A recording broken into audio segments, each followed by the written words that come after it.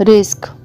حضرت موسیٰ علیہ السلام سے ایک غریب آدمی نے درخواست کی کہ آپ کلیم اللہ ہیں، اللہ تعالیٰ سے دعا کریں کہ وہ میرا رزق بڑھا دے، مجھے کئی دن فاقے ہو جاتے ہیں۔ حضرت موسیٰ علیہ السلام نے بارگاہ خداوندی میں اس کی درخواست پیش کی تو بتایا گیا کہ اس آدمی کی قسمت میں قلیل روزی ہے، اس لیے ہمارے ہاں سے تھوڑا تھوڑا کر کے اسے روز دیا جاتا ہے تاکہ آخر تک ملتا رہے۔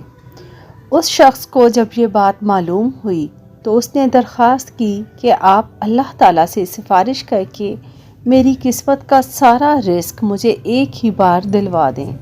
اللہ تعالیٰ نے دعا قبول کی اور اس غریب شخص کو تمام زندگی کا رزق ایک ہی بار مل گیا۔ اس شخص نے فوراً لنگر خانہ کھول دیا اور اعلان کر دیا کہ جس شخص کے کھانے کا انتظام نہ ہو وہ ہمارے لنگر خانے سے پیٹ بھر کر کھانا کھا سکتا ہے۔ حضرت موسیٰ علیہ السلام کو اس کی اس حرکت پر تعجب ہوا۔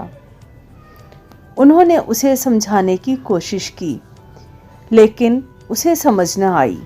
جب وہ نہ مانا تو مایوس ہو کر چلے گئے۔ ایک ہفتے بعد دیکھا کہ لنگر خانہ ہنوز ابھی تک جاری ہے۔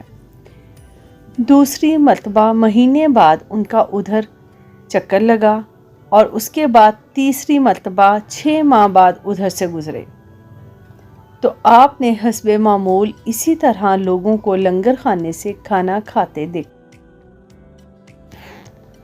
ان کا خیال تھا کہ اس غریب آدمی کی دریا دلی کی بدولت سارا رزق چند روز میں ختم ہو جائے گا، مگر لنگر خانہ ابھی تک جاری تھا۔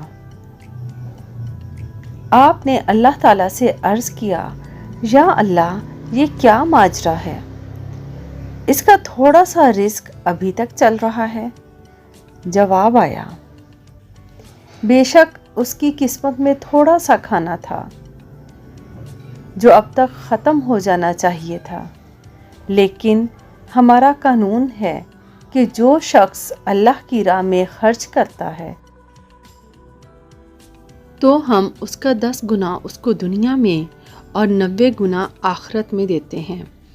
یہ شخص بھی اسی قانون کے دائرے میں ہماری راہ میں خرچ کر رہا ہے اور اپنے حصے کا 10 گنا دنیا میں ہی حاصل کر رہا ہے۔